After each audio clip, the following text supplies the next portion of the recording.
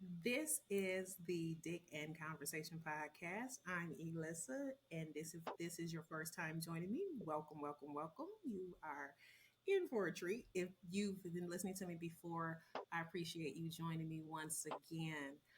You can hear me, or you've been listening to me on Amazon or Audible, Google Podcasts. Oh, sorry, Google Podcast is gone. iHeart. Sorry, Google Podcast is gone. iHeart, Spotify, or iHeartRadio, Pandora, or Spotify. I get it together. I get it together. My socials are Dick and Conversation underscore podcast for my Instagram. My Facebook page is Dick and Conversation podcast page. My YouTube is Dick and Conversation. Yes, my YouTube is finally up and running. So if you want to see what I look like, go over to the YouTube. And my Gmail is dickandconvo@gmail.com. So I have a special guest. This is the first time this year that I have a guest, and he is joining me from his truck because he's just getting home from dropping off our children. So my guest for today is my ex-husband, Scott. So yay. Thank you, Scott, for joining me. Thank you for being the bravest man in America. Thank you for having me. Right. I appreciate you coming on. You know what? I've been wanting to get a man to come on, but nobody's brave enough. Here's what's funny about the podcast. It is kind of geared for women. It's supposed to be geared for women. I'm turning my fan on. It's supposed to be geared for women so that women can kind of have an understanding of what I've gone through so that they don't make some of the same mistakes that I've made, or if they're in the middle of making a mistake that I've made, they can understand that they're not crazy. They're just having a woman experience and how to navigate out of it. I've often spoke about, post divorce with you. I'm post divorce being married to you. But I wanted to give you an opportunity to give the other side of the coin and also to show others how you can be married. You can have a not so picture perfect bow tied in a present ending, but yet and still get past that enough to have a great friendship and get along with each other. So, first of all, thank you once again, Scott, for coming. What do you want to tell me about yourself? I'm 48 years old, male, of course. Live in Saginaw, Michigan. Woo! You the told where we at? Wait, where you at? Go ahead. Uh, your ex-husband, obviously. Yep. And raising our kids together. Yeah. Here's the thing that I often talk about how I don't know if I've ever said it on the podcast, but I know I've said it in real life that you gave me a sense of adventure. So even though there have been times where I told about how I lost control at the end of the marriage and the things that I done, but our marriage was not tumultuous through the whole thing. So we had a lot of good times. I was laughing, said we went to see Lauren Hill when she was still coming on time. That was a great concert, by the way. That was a great concert. That's in my top five. Like, Yeah, yeah, that's in my top five. yeah, definitely. She had the roots. It was like coming out. That was deep. She was a good concert. So let's start back at the very beginning, so we can kind of walk everybody up to it, so people don't think that it's just like, oh my God, this is it, this is that. So we met where? In the house of the Lord. Woo, look at God. And who pursued whom? I pursued you. Okay, cool. Now here's a question. What was it about me? Because I often say this: until a man is married, every woman in the world is an option to him. Everybody is an option. So, we was young. You was what, 19? 19. You was like almost the kid's age. So you were 19 and you was pursuing me. Um, and we ended up kind of being cool and ended up dating. And then we dated for what, 2 years? More than that. That was closer to 4, wasn't it? Well, we dated for 2 years and we got engaged for two Oh, years. I so guess we were still engaged. I mean, you can count that as dating, huh? yeah. Yeah, so we're still doing that. And then we got married. And and then, I often talked about we were married and then we we stayed married. It was just us for 4 years before we got the kids. Yep. So that was, I look at that as our time of getting to know each other and like spending time with each other before we started the family. How did you see that time? It was great. We had a lot of fun. We did a lot of things that, a lot of people aren't able to do. We traveled. We went on vacations. We went snowmobiling, rode motorcycles. We did a lot of stuff that a lot of people don't get a chance to do in life. We did stuff a lot of people still ain't done in life. True. Like, here's the thing I credit you for, that you introduced me to a lot of things I probably otherwise would not have done. Like the snowmobiling and the motorcycle riding and riding the quads and in the tampon. I told Jay about that the other day, about that tampon. How you all had that pontoon. That pontoon was giving the devil. That joker would not work constantly. Man. Whatever happened to that pontoon? I sold it. Of course. I should have known better. But here's the thing, too. So it was adventurous. I was talking to someone earlier about a podcast. I'm going to give shout out to Yet Life podcast. So if you're watching this Yet Life podcast, I had a conversation with him, and we were talking about how the art of dating is kind of lost, where now people think dating is you have to go to the Cheesecake Factory, or you can't go to the Cheesecake Factory, or you can't eat at Applebee's. You have to have these upscale dinners and all this stuff. And I know when you and I were dating, a lot of our dating was you working on cars and me sitting on the bucket. Yeah. That was good times. That's something I had to do or get done, and you just wanted to hang out with me, so you hung out with me. We didn't have to spend any money. We just at home working in the garage. Or a late pay. Yeah. I think I still got my leg paint sweatshirt around here somewhere. I got one in the closet. I know I got one somewhere. Lord have mercy. We had jackets and coats and zip ups and sweatshirts and all t-shirts. You got t-shirts? Yep. T-shirts. So right. So we had a true courtship where it was where we began to, get to know each other. I think a lot of it was you introducing me to different stuff, like just the snowmobiling and fishing. Okay, I'm gonna be honest with you. I never did like fishing. I know you didn't, but you did it to hang out with me. Yeah, I did like fishing.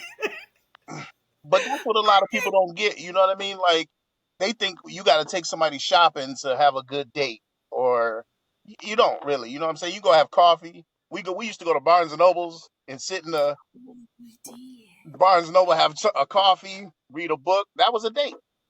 That was a date. Mm-hmm. And it didn't cost nothing because we put that book right back up on that shelf when it was time to go. Right. What's spend no money, $50 for that book to read The Color Purple again. So I forgot we used to go to Barnes and Noble. Yeah. Right. That's true. And that's the thing that I want to convey in this podcast. This is when I say we dropping a gem.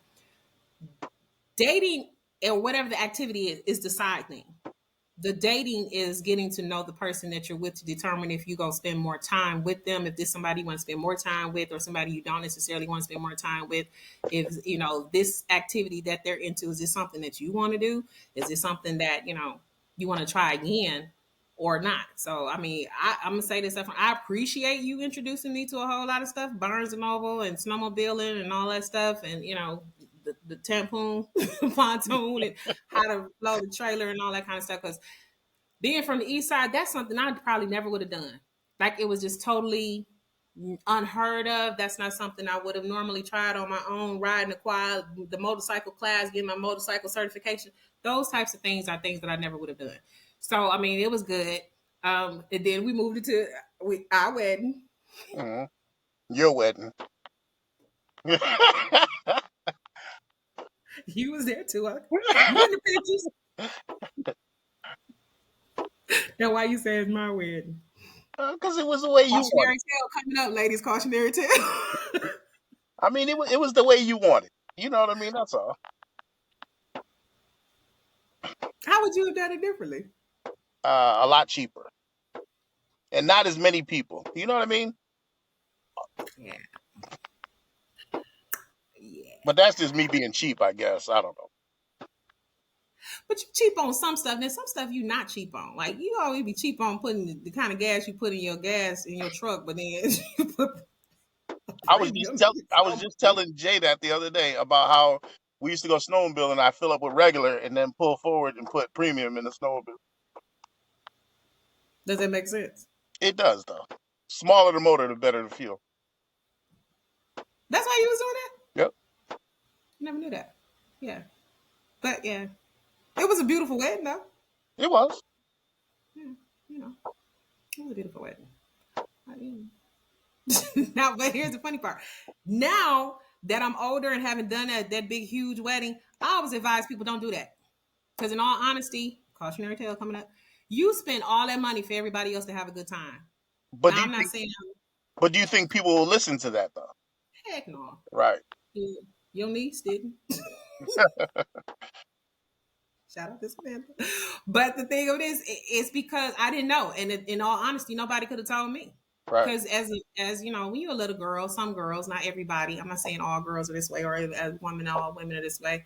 But you dream of your wedding. You want to have that princess day and your dress, and family and friends, and you want this big wedding. And I think it wasn't until after we had it that I realized we paid for everybody else to have a good time. Right. Because especially as the bride, you the last person come in. You don't even see your ceremony. Everybody already at the altar. Everybody sat down. They talked, greeted each other after the ceremony. You got to go take pictures. So everybody else talking to each other. And if you're having a little drink hour, everybody else is all drinking and having hors d'oeuvres. You starving because you taking pictures or you greeting people. You sit down, you get a toast, you do your first dance, and then people want to take pictures with you.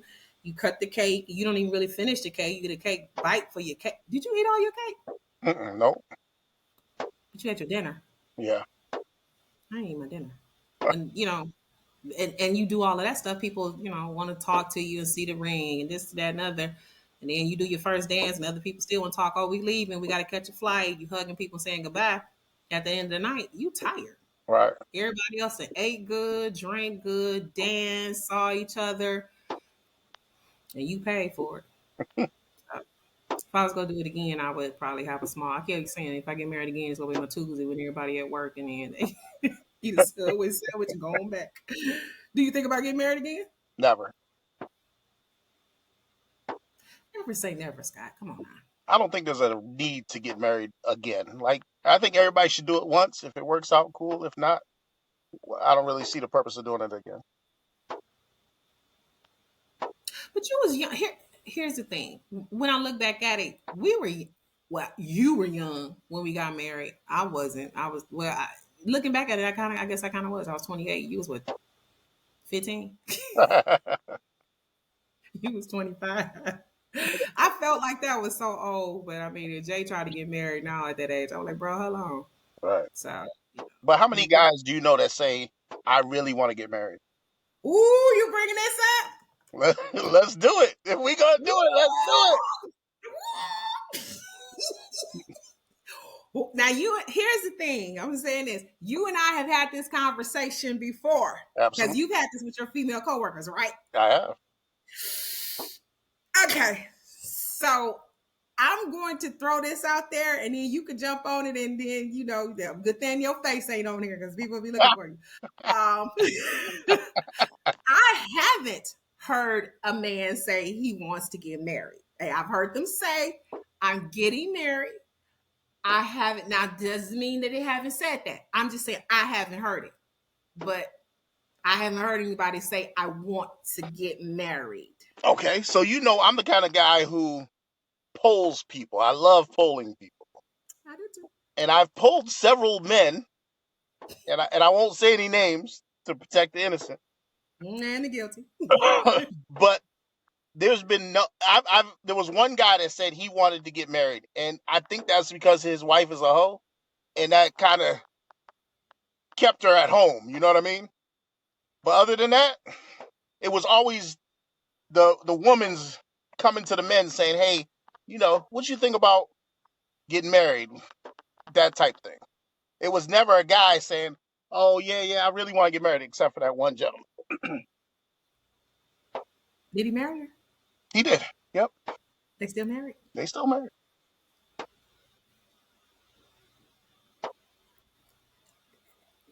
So, Yeah. I'm gonna let you handle that one. If there's any men out there listening to this or watching this, and you disagree with Scott, drop me a line because please chime in and be honest. Be honest, men, because I don't know but one. But one. So please, y'all, please be honest. that they wanted to get married. Right. I think I might know one. But out of all the guys He you didn't know, say it though. He hasn't said it. but out of all the guys you know, you only know one guy. That's terrible. You know what I mean? I don't know. Here's the thing. I don't know. Well, he's divorced. I don't know if he felt that way. I believe he might have felt that way at the time before he got married, but I don't think he felt that way now. Be wrong. I'll ask him later. I I'll want to ask see him. what the numbers look like on this poll. Ooh, I'm gonna put a poll on it. Okay. Let's see that. Because here's what's interesting. I do want to say this. Although this is, like I say, although this is a podcast which is cautionary tales for women, oftentimes I get more feedback from men than I do from women. I'm amazed how many men are actually listening to my podcast. I'm amazed Because, how many of them but listen. it helps you. It helps you help maybe your female or whoever explain how you are. You know what I mean? So, No, I don't say that again. so a reason a guy would listen to your podcast is because I mean you're helping the world you're helping women understand how men are, but in the turn maybe they can help their girl or whatever understand how they are Yeah, from what you're saying. yeah. The thing of it is, like I said, some of the stuff that I did, if a man listened to it, because I know you and other men that I know, be like, man, I don't know why she did that. What was she thinking? Why she would do that? Or why did you do that? And I'm telling some of the stuff that I've done or thought and the reason why. So it gives kind of an insight to why women would do what they do. Right. So if when I'm saying I'm getting up in the middle of the night riding past somebody's house at 3 o'clock in the morning with some slides and some pajama bottoms on, and yes, even after me and you separated, I sure did ride down that street. I was the one filed for divorce, but I still like, who up in that house? Let me ride by. I can tell, like I'm telling what I'm thinking and the Right. feeling, what it feels like when you're about to turn that corner, when you get into the house, or how you first ride by the street and just look down there, then you ride past the house, then you go back and ride past the house again. I'm telling what that feels like and what you're thinking, Right. and the fear of if you do see a car, or the relief when you don't see a car, or why you even think it, like what's triggering the trauma that comes from it, why you're doing that. So when I'm explaining why what I've done, is one to let women know you're not crazy if you've done this. Because I think that's a shared common. It's not all women. Hold on. But if you are one of those women who've done that, it's a shared common experience where you've done that and then that happened. So moving on. So I've told about where I told in the episode where I lost control. And it was that was kind of like the end of our marriage where I Mhm. lost control and it became physically um, violent towards you. There's no other word for it. Physically violent towards you. And I don't know why you ain't knocked my head off, but you should have knocked my head off. Not really, because we both been in jail. But and the thing of it is, at that particular point, it was very very raw. It was very raw. The emotion was very raw. The thing of it is, um, I never talked about how for a long time you have the bitterness and you have the anger for a long time, even after the divorce.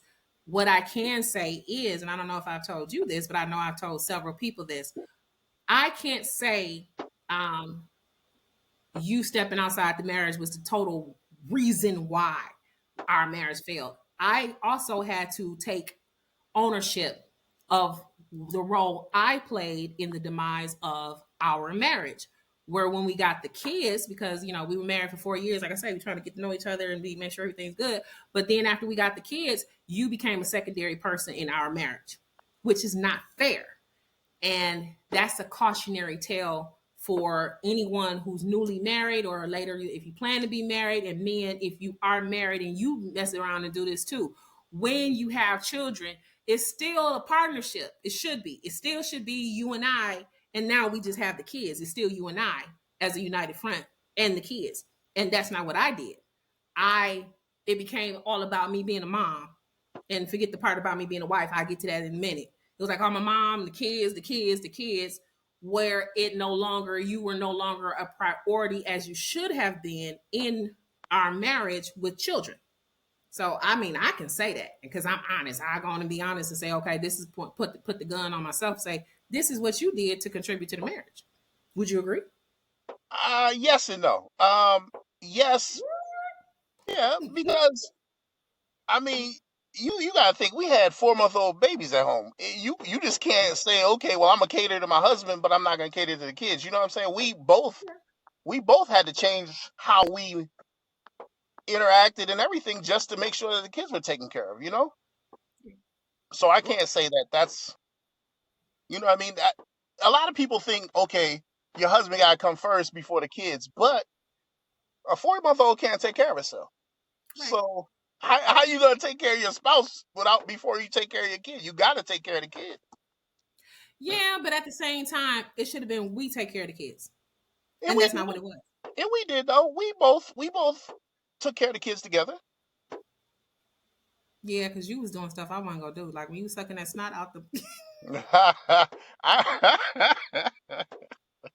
Hey, listen, That's my all kids you. They needed to 4 months breathe. old. I don't even know these kids that well. My kids needed to breathe. I was gonna make sure they was gonna be straight. Yeah, in that moment, you were a much better father than I was as a mother because I Shout was out, not. shout out to my homeboy Jason. That's where I learned that from. Did you Yep, with his twins? yep. So disgusting. I did But that I with mean, Tiana too. huh? I did that with Tiana too. Ooh, bless her heart. Gigi's baby. All right. Gigi's baby.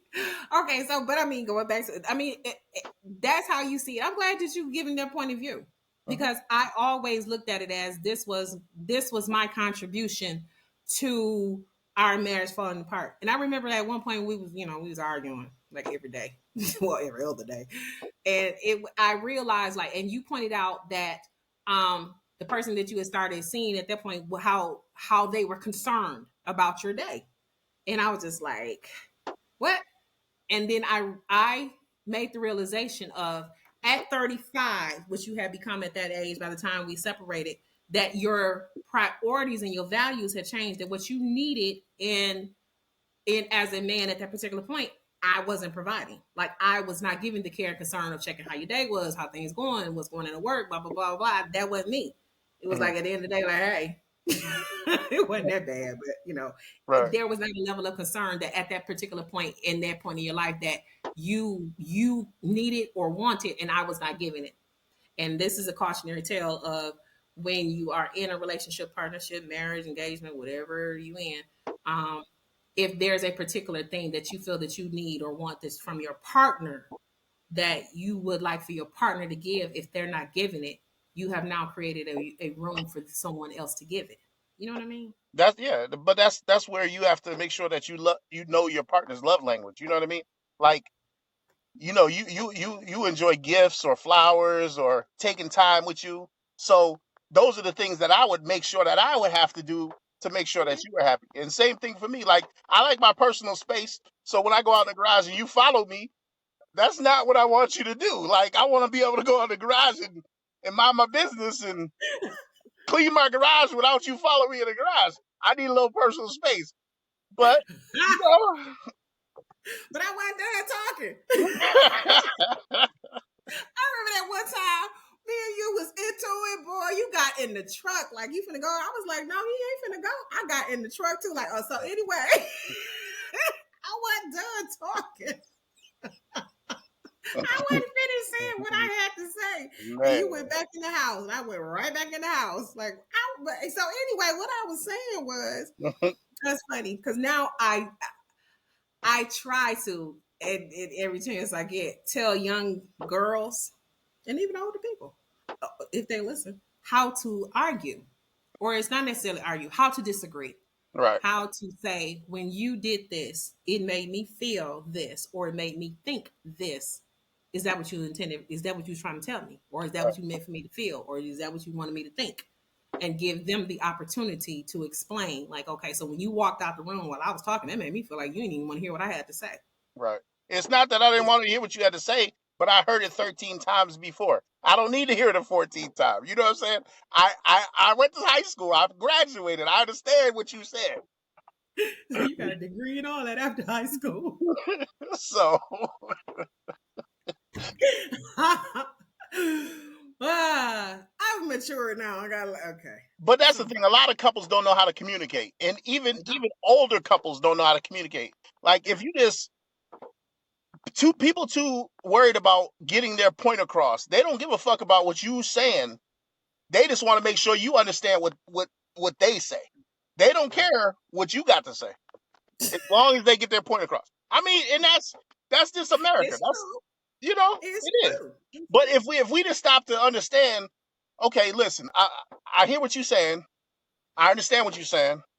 Mhm. And it doesn't always need a rebuttal, but a lot of women, I'm gonna go ahead and say women gotta make sure you say something back. Okay, well, this and this happened, and you say okay, and you ready to go to bed, but that's not it. She wants a reply. Like I don't have a reply. I said okay, well, I'm done. Here's the thing.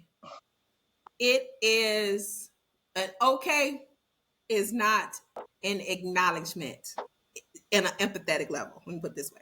And I'm speaking for me, and I don't know if other women feel this way, but this is just me. And perhaps when you're since you're saying women, Mm-hmm. do that. It is an acknowledgement and an empathy gesture or statement that we're looking for. Okay, just mean I heard what you said. We're looking for an acknowledgement of you understand why I'm saying it. Okay. I hear what you're saying, but when I say okay, I understand what you're saying. Um, and maybe I'll put a little more fluff on it. Then the question comes, well, are you going to do it again? Or and the conversation just keeps going. When I say okay, I want the conversation to be done. Like I heard you the first 13 times. I don't need to go back at it. Like it's like a psychological test. Like you ask me a question, the same question, 13 different 13 different ways. You just stated differently 13 times. Like you really try to play me like I'm crazy. Like, well, what time did you get home? I got home at 10 o'clock. What time did you come in the house? Came in the house at 10:30. Oh yeah, you Well, know on me. your way home from work, what time did the bank say it was? Like, really? No, I don't It's need. a That's crazy. detail. You try to make me feel I'm crazy. It's a particular detail or completion that we need to have. I'm saying this as a woman. If if you're just giving an open-ended answer, it hasn't quite it doesn't it's not fulfilling to what we need to know. Okay. It's what we would need to know.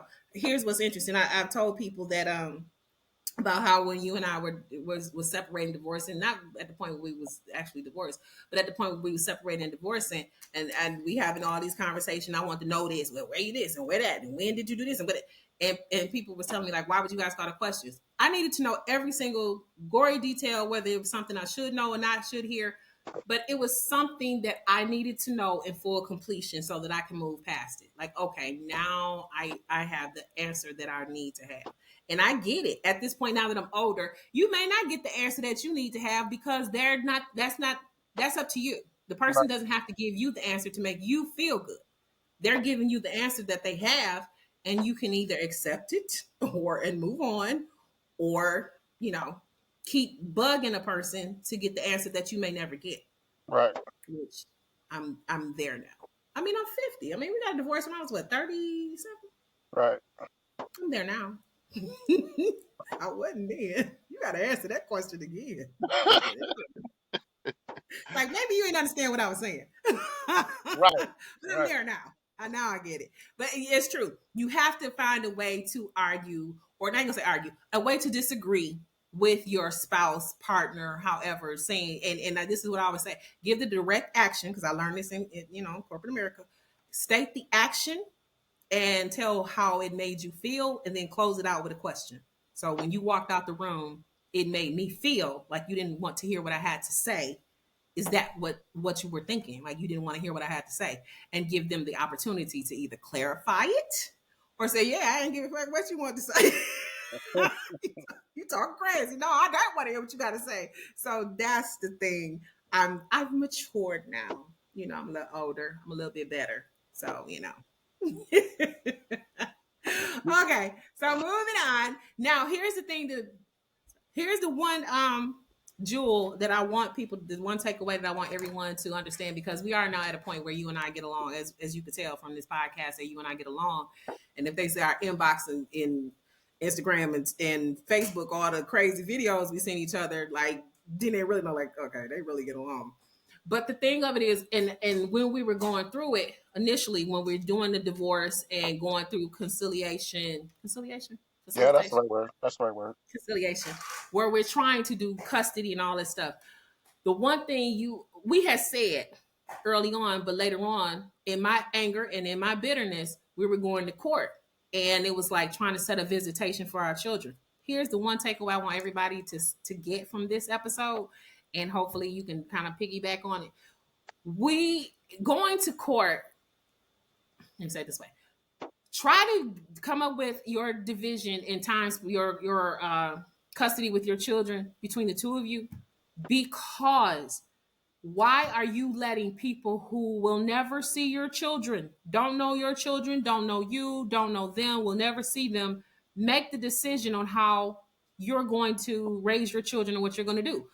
It doesn't make sense for you to go to a court and argue and let other people who don't know your children, will never see them, tell you your child needs to be at this house on these days. Your child needs to stay here. You got to buy this. You got to pay for this. You got to do that. That's not for someone else to decide for your children. Like, you go to court and strangers are telling you how to raise your kids. And for a minute we were doing that because we was doing that stupid week on, week off. And I think you said it. You was like, man, we ain't finna do this no more. Like, where the kids want to be, that's where they are. Yeah, yeah. That was Yeah. very important to me because there's sometimes, one of the kids will want to stay with me or they will want to stay with you, and it's my week. Come on now, like, Oh, you breaking up? You got to get off that jitterbug network. uh oh, Hello? you got me. You good. Go ahead. Okay. But there were I some got you. weeks, yeah, there were some weeks where, one of the kids would say, "Hey, I want to stay with mom," or they want to stay with me, but it's your week or it's my week, and that's unfair to them. So I was like, "Hey, It is. if they want to stay with you for the week, that's fine. If they want to stay with me, that should be fine too." So, um, Yeah. you married this person or you had a kid with this person, and they probably are a pretty good person. So don't try to punish Mhm. the kid for our relationship not making it. You know what I'm saying? That's not fair to them. So if anybody can take away anything, please let those kids be where they want to be when they want to be, because life's way too short. I mean, our kids was 4 months old when we got them. They're graduating high school next Sunday. I mean, Right on, my friend. the time goes by too fast. So don't Mhm. deny them their parent, whether it be the mother or the father. Right. Because in the end, and I know this it happened with me. I don't know about anybody else. I became the villain. Like, I was the villain because the kids wanted to be with you, but in my anger, hurt, and bitterness, I wouldn't let them. Like, nah, you ain't going with your daddy. You staying here. And the kid's like, I want to go to daddy, mom. I'm mad at you, mom. I was the villain.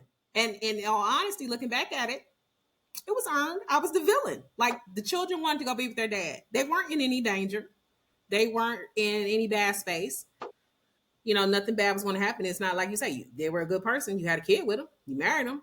So why all of a sudden now they're this imminent danger to the children? Right. And it took me a minute to, like, okay, he's their dad. That's where they want to be.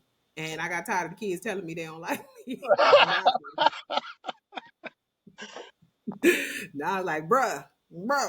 Oh, bro, let me tell you. Like, no, y'all don't like me? Come on. Some days don't like me. You ain't got to tell me that 10-minute story you about to tell me.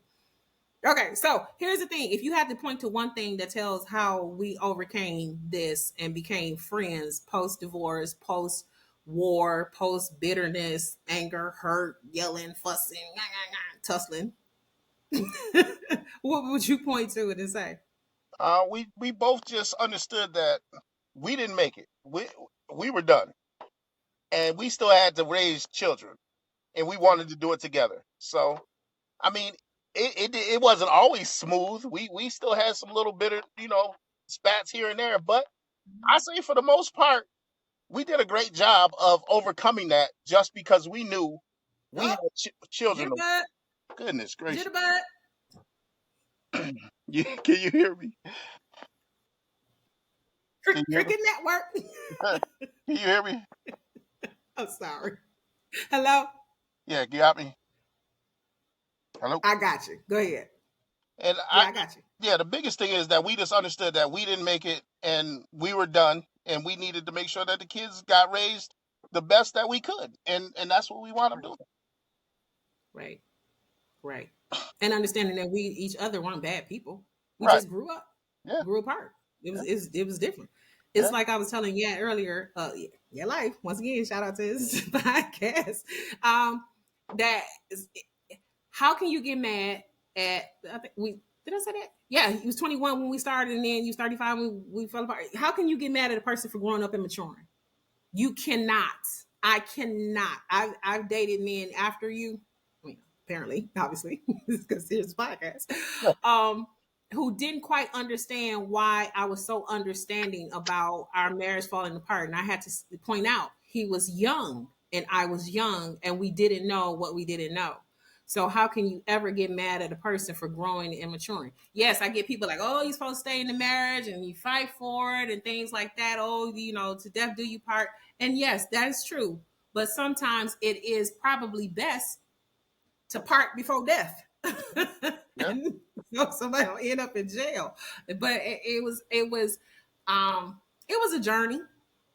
It wasn't easy. It wasn't where all of a sudden overnight we were just Right. like, oh, okay, he's a good guy. The kids are great, and we had our time. It was a journey. Yeah, it It was. was. It really was. But I think because we made that journey, it made the kids better. You know what I'm saying? And even when I don't have to call you to talk to the kids because they have cell phones, we still talk. You know what I mean? We still Mhm, checking on each other, which mhm. is good. Mhm. I told my mom, I say, you the one person that's kind of in tune to me. Like, even if I'm going through something, but nobody else does, you'll call me like, what's going on? I'm like, how you know? Right. You I'm always ask chilling. if the kids call you. I'm like, nah, they didn't call me. The Just go and kids have check on told you something. The kids telling you. So you'll check on me like, okay, what's going on? And is a good listener. And that's the thing about after you come through the storm and rain and then, all that stuff, the tussles and bustles, that you can develop a friendship because in all honesty, the common bonds are still the common bonds. The things that you had an interest in together, you still have interest in. Like I seen you stuff like jet skis. That did I see you the one where the guy had a jet ski and had I put like a jet engine on it or something? Nah, the one with the Hayabusa motor in it. I saw that one. Okay, yeah. Or the little girl that could drift, where the daddy put the motor Yeah. on that, You know, I thought about Jay with that damn Power Wheels. with the battery on it. Could have killed my baby. He had no power wheels with a car battery on it. But the police loved it. Heck yeah. The police loved it. So that was it. So that's kind of my takeaway of a lot letting people make a decision for your children. Do you have any regrets? Um, it's hard to say you have regrets in life because a lot of things wouldn't have came if you regretted things. You know what I mean? So I don't have any regrets. Things that I wish I would have done differently, possibly, but no regrets. Oh, that's how I feel. That's how I feel. So after the kids out of school, how we go? Are we gonna continue to co-parent? Absolutely. I mean, Yeah, until we leave this earth, we gonna be parents. You know what I mean? yeah, yeah. Because the girl is coming your way. Your turn. Shit, time served for me. Man. You can have her. She's coming your way. Be ready. Be ready. Well, Skywalker, thank you. I Absolutely. appreciate this. Anytime. Was it there? Is there anything you want to like say or anything else? Also, let me give you a shout out. I appreciate you are very supportive. You my number one fan for my podcast. Because when you told me you probably should do a podcast, I was like, really? You and the guy that I was seeing at the time, both of y'all were saying the same thing. And I'm like, what? Do a podcast? No, I'm not about to do no podcast. And But now I look at it. mean, Right. who knew? Because I talk so much. Look at that. Who knew talking could become something you want to do? Congratulations on a great podcast, and thanks for having me on. Invite me back some other time. I'd be more than happy to come back. Nah, you sound a little too damn excited for that. I want to see what the poll's gonna say. I need to see the poll numbers. About the man, I'm telling you, one man just want to get married. I'm down to hear that. So here's the thing too. Also, I have, and also I want other people to do a takeaway with this. You don't have to have just a bitter relationship afterwards. You can have a relationship with other people's relationship, like the young lady that you're dating now. You know, she's on me. She's a lot like me. We get along really well. I love her. I absolutely love her. And your daughter, like she came in today when the kids came home, and then Gigi baby came in. I was like, "Hey, Gigi's baby," with the mismatched shoes. Like, Gigi baby, what's going on? But she's my children's sister. I don't look at her like, oh, having bitterness. So I don't understand. And this is women who, you know, this happens, you know, that does happen. That situation happens where there's a child born that's not necessarily in your marriage, but the child is innocent. They did not, you know, they didn't ask to come here. That's your children's sister. So I Yeah, love and Gigi's. she loves you and she loves them just like Of course she does. What's not to love? All right, Walker. Any advice you have going out? communicate. Just communicate. That's the biggest thing. Learn how to communicate. If you guys can communicate, you can get through anything. Yeah. And communicate properly. Yeah. Because a lot of people say communicate, but they don't know the exact details of how to communicate. Communicate where you can say the definite action that they did, how it made you feel, what you think, and then give them the opportunity to clarify or stand 10 toes down on it. Like, hey, when I walked out, yeah, because I don't want to hear what you got to say. All right. Or it was no, because my phone was ringing in the other room. Or I just realized I left the door open. Or, you know, whatever the reason is. Or even if it's, yeah, I don't want to hear you talking to them. I don't want to hear it. I don't want to argue right now. Right. You know, don't be that person like get in the truck. I'm coming too. I wasn't done. I'm gonna say what I gotta say. Oh God, I don't know why you ain't punched me in the face. But good thing you didn't. All right, Walker, I appreciate it. Hold on, don't go off because I gotta close this out. Thank you once again for being on my Dick and Conversation podcast, heard on Amazon Audible, iHeart, Pandora, or Spotify. Once again, my social medias are Dick and Conversation _ podcast on Instagram. My Facebook page is Dick and Conversation Podcast. And that is also my YouTube page. So this will be on YouTube. It's on YouTube. I finally got on the tube of you. Look at me advancing. Also, my email is dickandconvo@gmail.com. Man, I'm going to do a reel on this too because I want to hear about this. Did you want to get married? Did you want to get married? When you got married, did you want to get married or you just got married? Because Scott said that. I didn't say that. So don't at me. Scott said it. And if it caused controversy, Scott coming back on. And if it's a brave man that want to stand 10 toes down on, I did want to get married. Please let me know. I appreciate this. Once again, this is Elissa. And thank you, Walker. Hold on. Don't hang up.